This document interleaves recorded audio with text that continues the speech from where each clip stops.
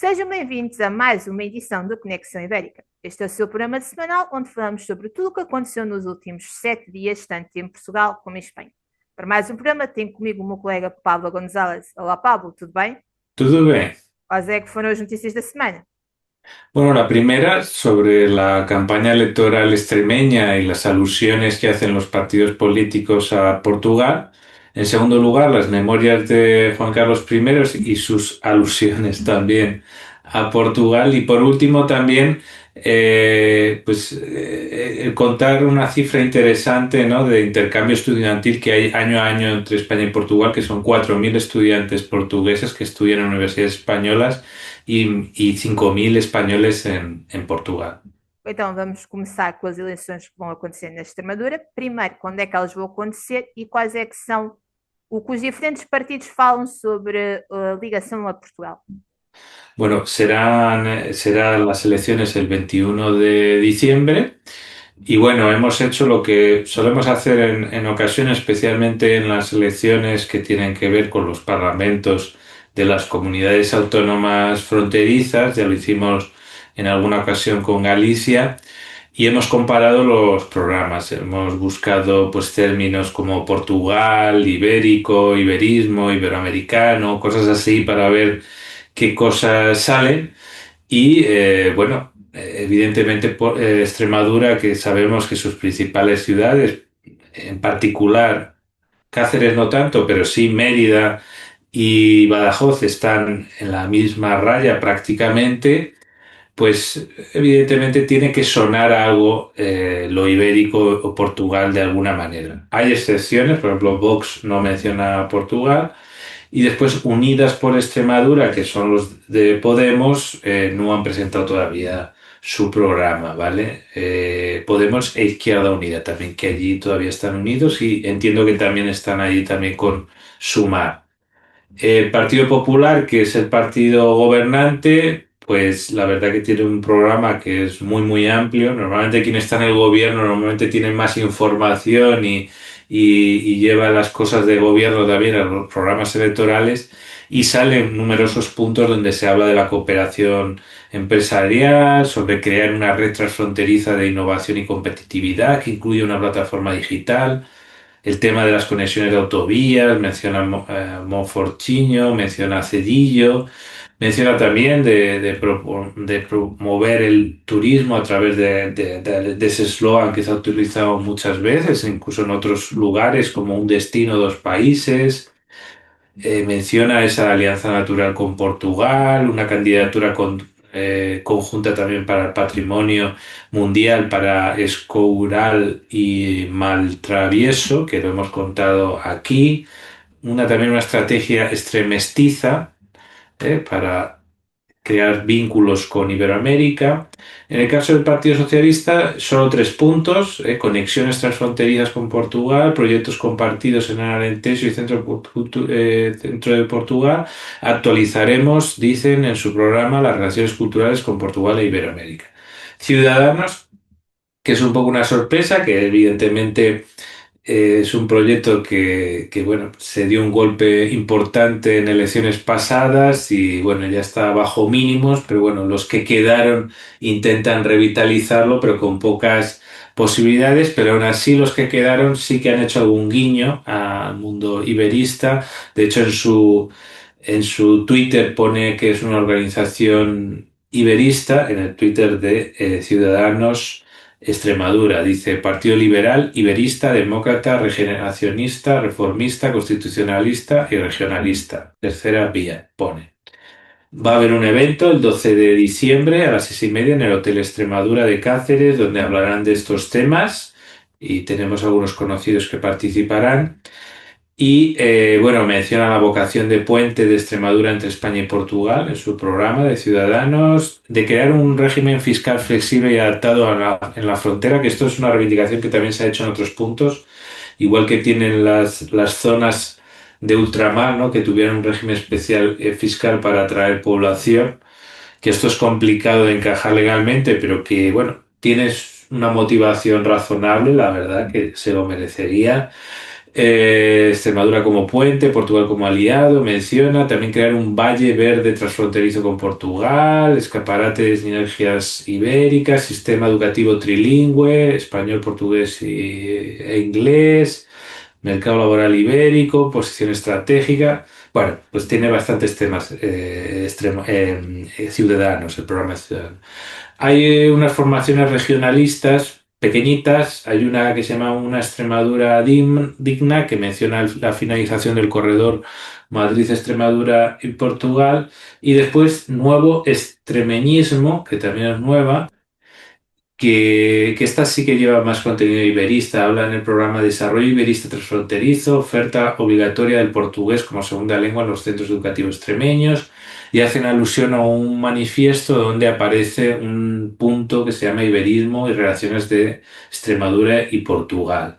Y hablan de la eurorregión, del reconocimiento entre pueblos, de la eurociudad, del fomento de la lengua, porque este grupo venía de otro grupo que se llamaba Extremeñería, que participó Juan Rebollo, que es nuestro colaborador. Y entonces cogieron algunas ideas de Rebollo, ¿no?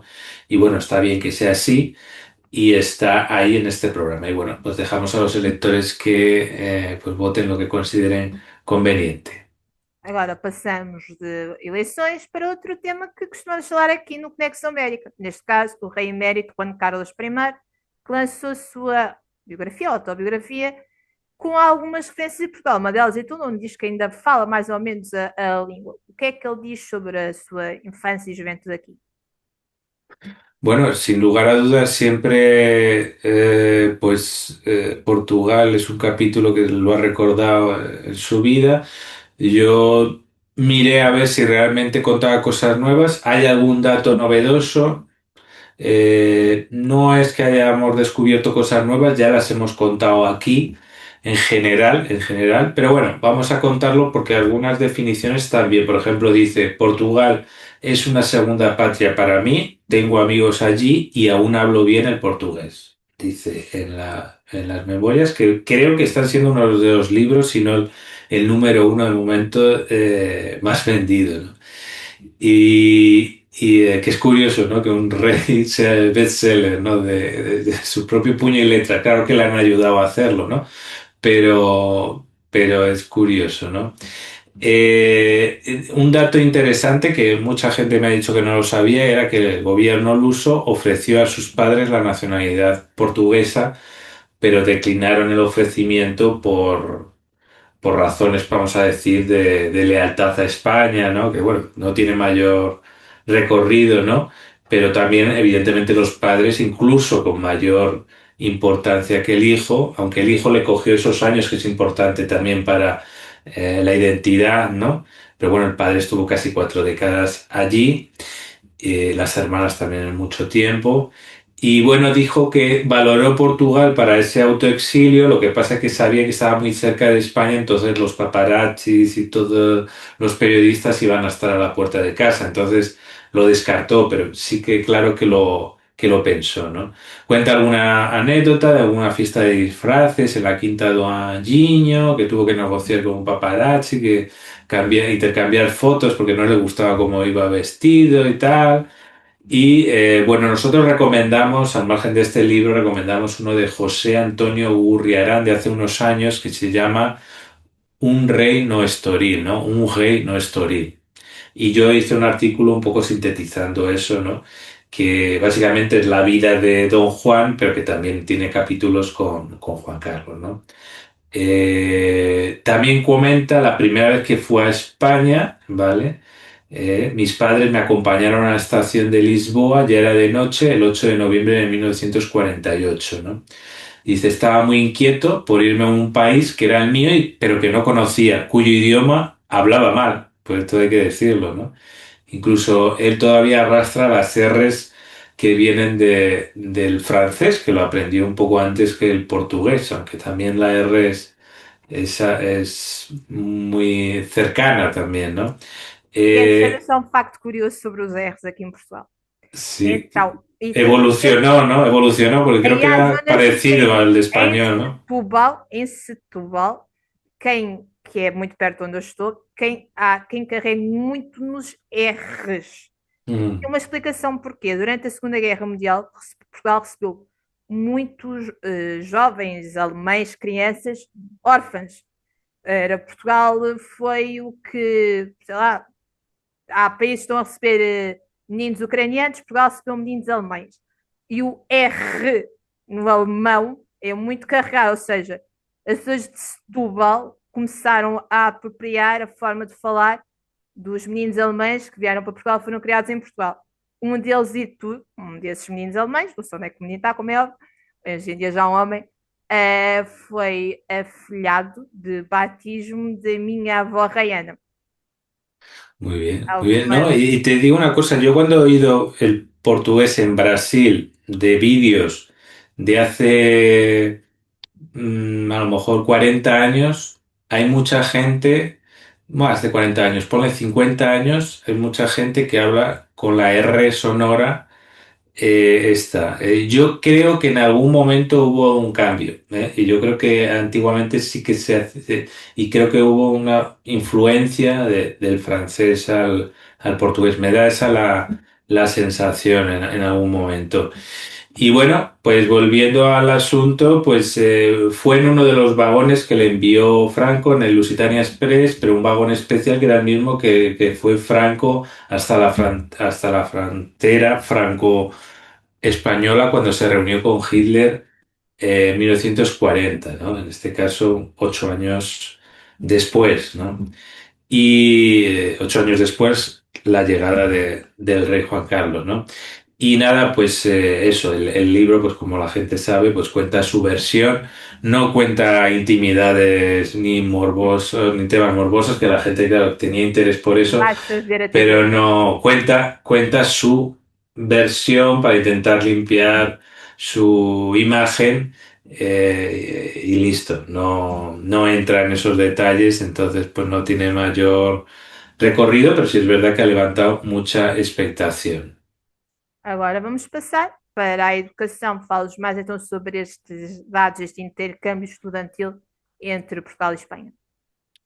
Bueno, pues ha tenido lugar el Servicio Español para la Internacionalización de la Educación, que ha organizado pues, desde el Ministerio de Ciencia, Innovación y Universidades un segundo encuentro ibérico de internacionalización, en este caso en el Auditorio del Consorcio de la Zona Franca de Vigo.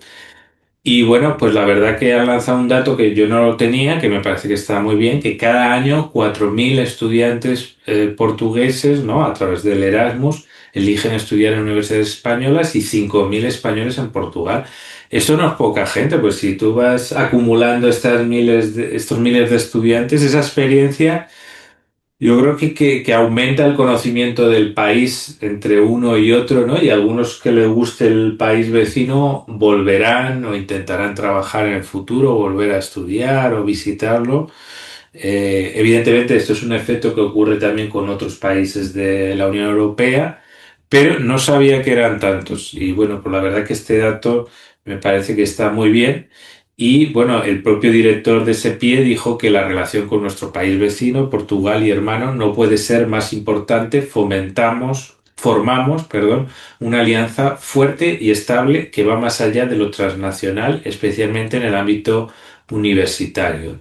Y hay que decir que una de las mesas, hubo varias ponencias y una de las mesas se llamaba Iberofonía o algo así, es decir, que ya habían incorporado esto y en este evento hay que decir que ha participado tanto el director del Servicio Español de Internacionalización de la Educación, José Manuel Sánchez Duarte, como la directora de la Agencia Nacional Erasmus Plus para la Educación y la Formación en Portugal, Cristina Perdigao, y el rector de la Universidad de Vigo, Manuel Joaquín Reigosa Roger.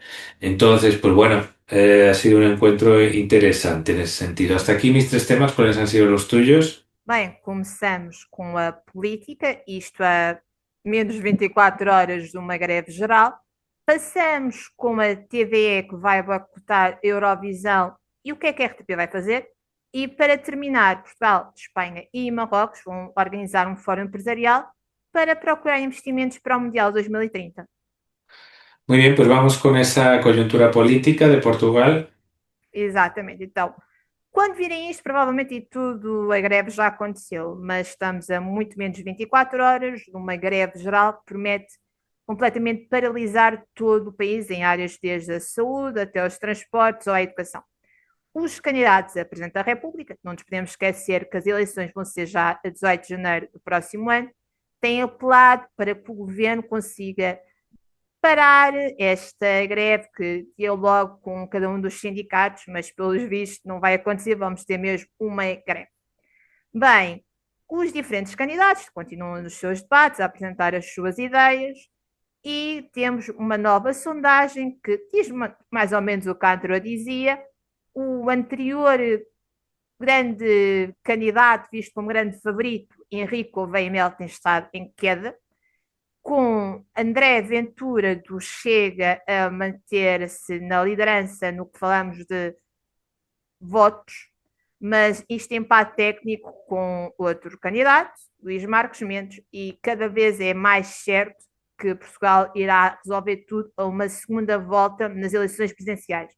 Ou seja, se a primeira volta. Una pregunta, ¿existen encuestas en la hipótesis de una segunda vuelta o eso no se adelanta? ¿Ya han Sim, habido? sim, então, em caso de uma segunda volta, fizeram umas sondagens com os candidatos que estão mais à frente. Ou seja, En temos, ningún caso André Ventura en una segunda em vuelta nenhum caso ganha, ganaría, ¿no? exatamente, não, em nenhum O caso tendría que ganha, pasar alguien muy de izquierdas para que exatamente. intentara, E ¿no? mesmo assim, um dos candidatos que é de esquerda, António José Seguro, ele próprio ganharia a André Ventura. Mas temos desde o Luís Marcos Mendes, que lhe dava uma autêntica paliza, uh, o Henrique Gouveia Mel também ganha, António José Seguro, que é de esquerda, também ganha, e o candidato à Iniciativa Liberal, João Coutinho Figueiredo, neste grupo, já que temos um candidato que é em queda, que é Henrique Gouveia Mel, outro que se estabiliza, que é André Ventura, e temos alguém que tem vindo a subir, que é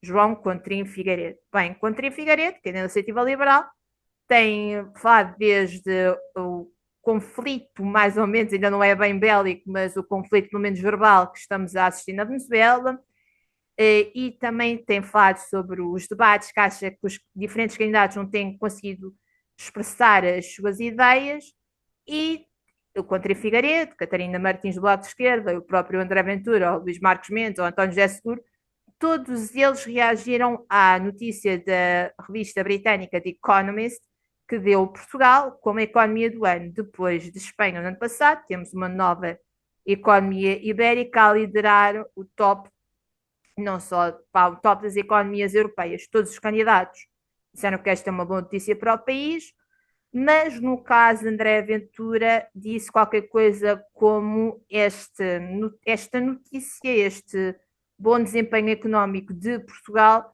não devia também chegar às famílias e não só ser uma simples conta de estatística.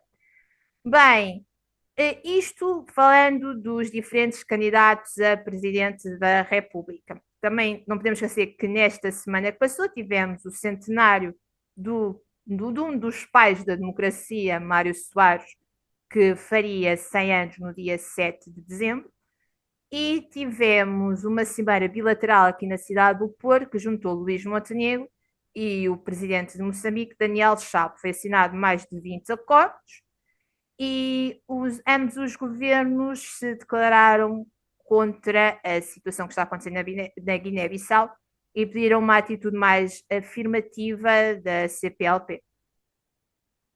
Muy bien, pues estaremos muy atentos a esa coyuntura de Portugal que está bastante movidita, ¿no? Y lo que también está movidito es Eurovisión, ¿no? Que algunos países se van cayendo, otros parecen que se confirman, pero está la cosa en abierto, ¿no? A Eurovisão tem como slogan Unidos pela Música, mas neste caso já são mais desunidos que outra coisa. Bem, depois de muito tempo falar, ter sido anunciado que iria ser votada a permanência ou não de Israel no certame do próximo ano, que vai ser na Áustria. Entretanto, foi votado que Israel iria se manter no maior concurso musical do mundo e vários países têm estado a sair, desde os Países Baixos, a Irlanda e Espanha, que já tinha anunciado ainda antes da votação que, caso Israel se mantivesse, que Espanha seria. Não nos podemos esquecer que Espanha é considerado um dos Big Five, ou seja, aquele que a gente habitualmente vê automaticamente em cada uma das finais desta competição. Bem, no caso de Portugal, que é representado pela sua estação pública, a RTP, ainda antes desta votação, o próprio presidente da RTP disse que Portugal não iria sair do certame e não vai sair do certame. O que aconteceu é que a população está um pouco contra esta decisão. Existe um abaixo-assinado que, desde a última vez que foi visto, tinha mais de 12 mil pessoas a pedirem a saída de Portugal da Eurovisão, tal como a RTP já fez. O vencedor português único até ao momento, Salvador Sobral, também a opor-se à participação de Portugal numa competição onde irá ter Israel. E, para terminar, há também a notícia que uma grande parte dos concorrentes que vão ao Festival da Canção, que vai acontecer em março do próximo ano, habitualmente o Festival da Canção, que é daí de onde sai o representante português, é o equiparado ao Benidorm Fest, costuma ser tudo no mês em que a RTP faz anos. A grande maioria dos concorrentes também já afirmaram que, caso ganhem, vão se recusar a representar o país nesta competição, ou seja, querem que a RTP se retire a bem ou a mal numa Eurovisão que começa a haver, ficar sem participantes. Muy bien, y ahora vamos a un fórum empresarial, ¿no? De cara al mundial. Exatamente. Numa semana em que soubemos com quem Portugal e Espanha irão jogar na fase de grupos do futuro Mundial de 2026, Portugal vai se encontrar com um colega ibero-americano, neste caso a Colômbia. Espanha vai estar com a estreante Cabo Verde. As confederações empresariais dos países que vão receber o Mundial seguinte, será o Mundial de 2030, o Mundial do Centenário, vão realizar um fórum empresarial para tentarem captar investidores para a maior competição desportiva do mundo. Bem, este fórum empresarial, que vai unir as confederações empresariais de Portugal, de Espanha e de Marrocos, ainda não tem um local onde acontecer, mas em princípio vai acontecer já em fevereiro do próximo ano. E a verdade é que o futuro Mundial 2030 vai ter, sim, senhora, grandes gastos económicos, todos nós sabemos, mas também está previsto que tenha um grande impacto no PIB de cada um dos três países. Logo, como tal, vai haver um fórum empresarial e vai ser tudo criado uma espécie de grupo de acompanhamento, vamos assim dizer, para que esta não seja só uma prova desportiva, mas que também que a captação de investimentos tenha algum impacto no futuro das três nações. Muy bien, pues seguiremos atentos a ese mundial, el que viene y el siguiente, obviamente. Y nada, hasta aquí las principales noticias de España y Portugal en español y en portugués. Nos vemos en redes sociales y YouTube. Hasta la próxima. Até à próxima.